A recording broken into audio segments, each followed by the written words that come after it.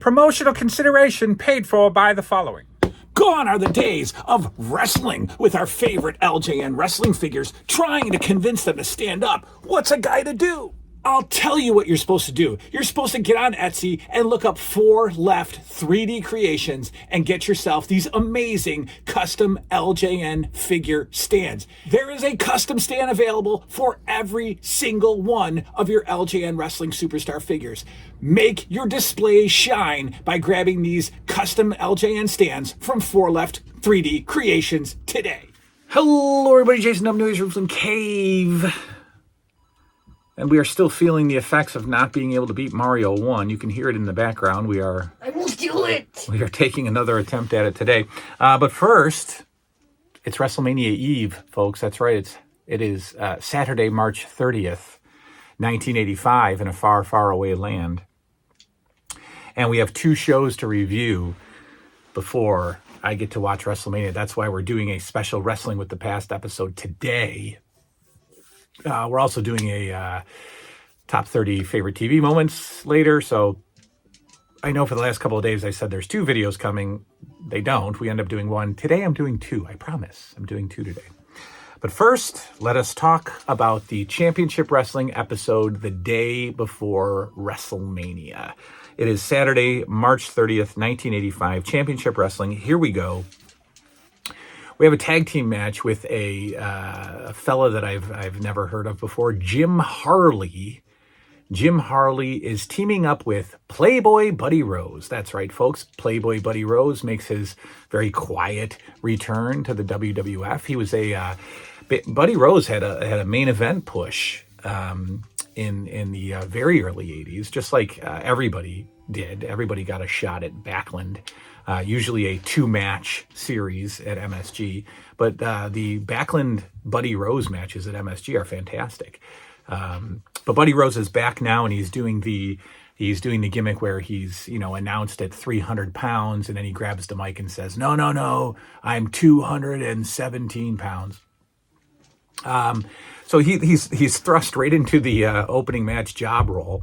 But not really, as he teams up with Jim Harley to take on the U.S. Express. Unfortunately, the U.S. Express lose the belts tomorrow. Hang on, clip that one on the end. Yeah, I'll go over further, hit that one, and hit the other one. Yep, and then climb up to break that brick, get up there, slide down. Yeah, you got it. Okay, sadly, the U.S. Express lose the belts at WrestleMania tomorrow, and I still haven't seen them in a great tag team match. I still haven't seen them in a house show match, a good match. Haven't seen it. Buddy Rose, when he's in, is getting a lot of offense. So they're at least, not letting Buddy Rose be a complete enhancement worker, and he will be at WrestleMania tomorrow, just under a mask. We'll talk about that later. Jim Harley, obviously, is the one that gets beat up in this match. Mike Rotundo comes in, gets the airplane spin on Jim Harley for the win. Albano comes to the ring for the second week in a row, because I think these are taped, obviously, 3-4 weeks in advance. But I noticed that Albano has a completely shaved face, or he just has kind of a real thin mustache. And in one of the issues of the WWF magazine at this time, it says that Captain Lou was in a movie, almost like a B level movie with Joe Piscopo, and he played a mobster. So I think that Lou Albano is still working the shaved face look from the filming of that movie, which was probably around the same time. Little things I notice. We have a standard update with Lord Alfred Hayes. This time it's on Junkyard Dog. Nothing special. They show some footage of the kids break dancing in the ring from a couple of episodes ago. We have Bundy versus Paul Roma. I've seen Paul Roma a handful of times. I've seen Jim Powers a handful of times. So those 2 guys who, climb a little bit to get up into lower mid-card. But here is their slow rise to semi-stardom, Paul Roma and Jim Powers. But we got King Kong Bundy, all Bundy in this one. Absolutely no offense for Paul Roma. Bundy, of course, toys with Paul Roma for a little while before hitting the avalanche and the hive count on Paul Roma. Bundy still wearing the cape. And I thought that was gone after a few matches, 1 or 2. But he's wearing the cape still for like week 3 or 4 of his debut here. We've got Mean Gene in a regular studio now. He's in the blue and gold WWF studio. But then he cuts, so he's running down WrestleMania, of course, and here's the card, and here's where you can see it. And then he cuts to a which looks like an arena interview with a blue backdrop with Cyndi Lauper. And she's awful as a wrestling promo. A wrestling promo, Cyndi Lauper is terrible. She doesn't, and she's got that voice. Lou, I'll tell you what, shmoola. Oh, it's just awful. And the promos are terrible. But, of course, they're hyping the Wendy Richter.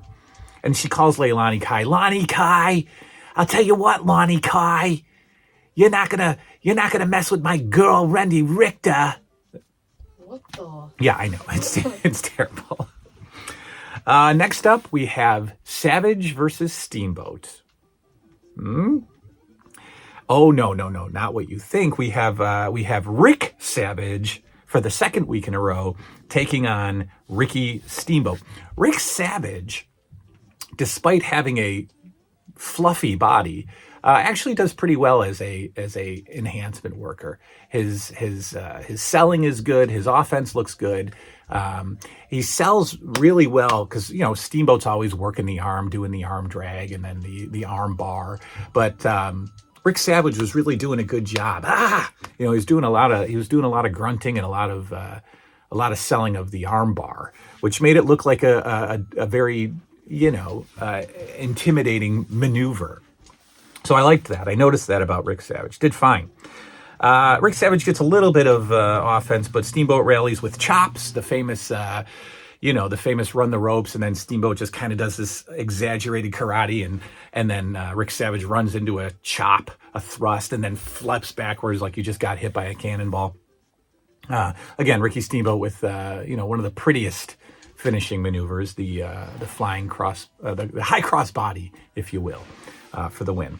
All right, I am going to take a break because Liam is at 8-3 now. I'm going to take a break, and I'm going to play with him for a moment. We'll be right back. All right, we're still stuck on 8-2, but I had to help him, and 8-4. We died. Yeah, 8-4, and we died. All right, where'd we leave off? Savage versus Steamboat. Mean Gene has an interview with Andre, of course, promoting WrestleMania. We've got Don Morocco versus Jim Powers. So both Paul Roma and Jim Powers on this card. Powers with some very early offense, and Morocco is definitely on the ropes here early on with Jim Powers. Again, Morocco's so great.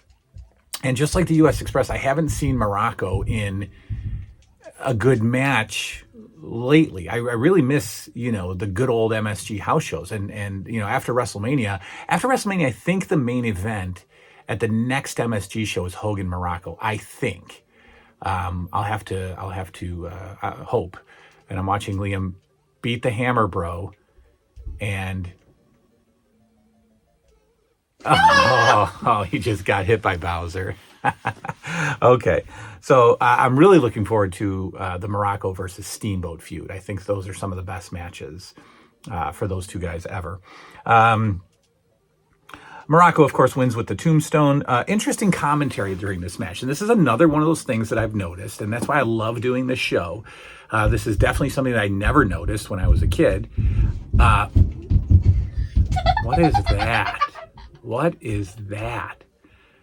You're down here, and your brother's doing math. How is he pounding on the floor? So, these shows are obviously taped ahead of time. We've got Vince and Bruno on commentary.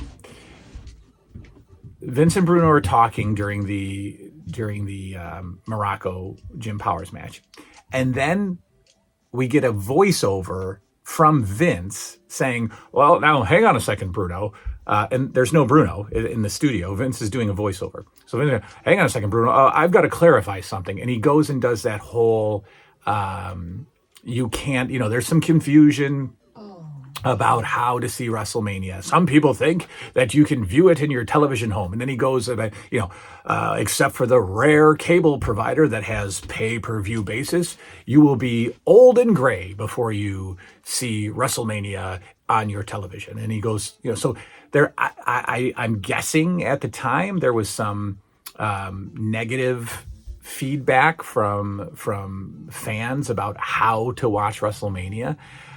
Cable was new, pay-per-view was non-existent.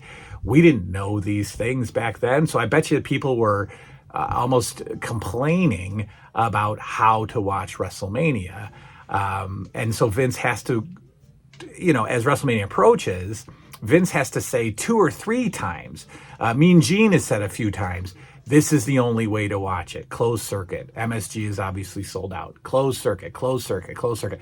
And I think it's interesting that Vince feels the need to interrupt his own commentary and do a voiceover to explain again that WrestleMania is only available on closed circuit.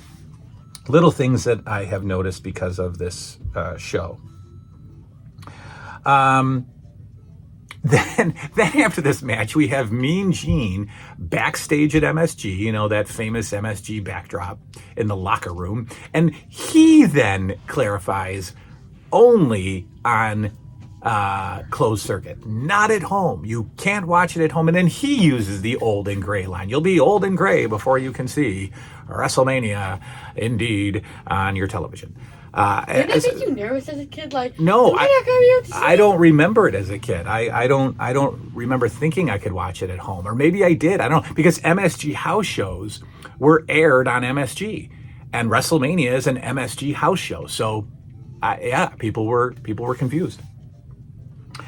We have a Piper's Pit with. So we haven't had an actual Piper's Pit in a while. We haven't had one for about a month. There haven't been other guests in Piper's Pit for a month. It's always just been Orndorff and Orton talking about the main event. Same with this one, but they're on the Piper's Pit set. I don't think it's taped in front of anybody. And there's that famous WrestleMania poster hanging up in Piper's Pit, the one with Mr. T and Hogan. It's kind of like a cartoon. No, not a cartoon, but it's a pretty cool. You've seen the poster. They're standing next to each other. It's also the cover of the WrestleMania VHS tape. Anyway, they are defacing the poster. And of course, they have to deface it in the, racially insensitive days of 1985 by smushing a banana in Mr. T's face. And then they smush a banana in Hogan's face also. But then they also crack an egg on the poster.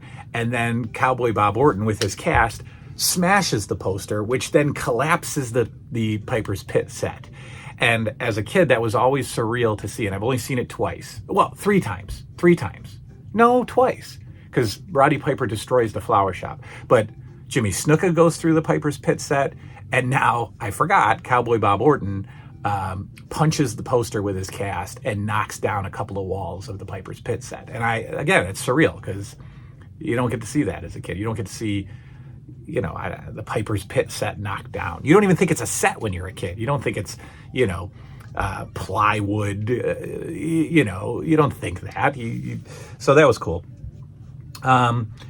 We have a repeat of footage with Hogan and Mr. T training, this time in New York. They're running through Central Park. They are, wrestling. They're weightlifting. They're working out. And then the show ends with Peter Pompei versus Greg Valentine. Greg Valentine comes out with generic rock music, and this is not a 24/7. Remember WWE 24/7? This is not a network show. This is an actual Boston feed. And he comes out with generic rock music, and I don't know how long that stays. I don't remember that staying. I do know that because he brought in Jimmy Hart, Greg Valentine for a little while said he was the real rock and wrestling connection in the WWF. And so he comes out for the first time ever, and maybe the last time ever, with theme music. And it's just generic rock music. What's the rock music? It's generic. It's not like an actual song.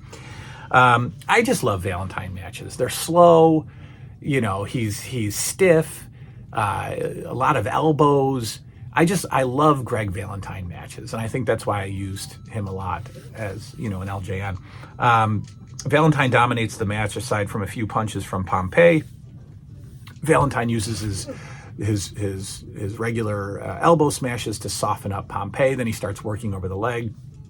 Valentine also does a great spot where he's got Pompei outside the ring and he's draping him backward over the top rope and then smashes the chest a couple of times. And it looks fantastic. I just love Valentine. He's got huge arms and he's just clubbing Pompei. Does a few moves where he's working over the leg, wraps on the figure 4, and that is it. And that is it for Championship Wrestling March 30th, 1985. We've got one more card to review. All-Star Wrestling, March 30th, 1985. I have an All-American from Wrestlemania morning that is a recap show, and I won't review it for you. I'll watch it, but I won't review it. Unless something really weird happens, I doubt it. And if it does, I'll just tell you about it. I probably won't review the whole show. So we're going to review All-Star Wrestling, and then our first big event of Wrestling with the Past, Wrestlemania, is here. Good night now.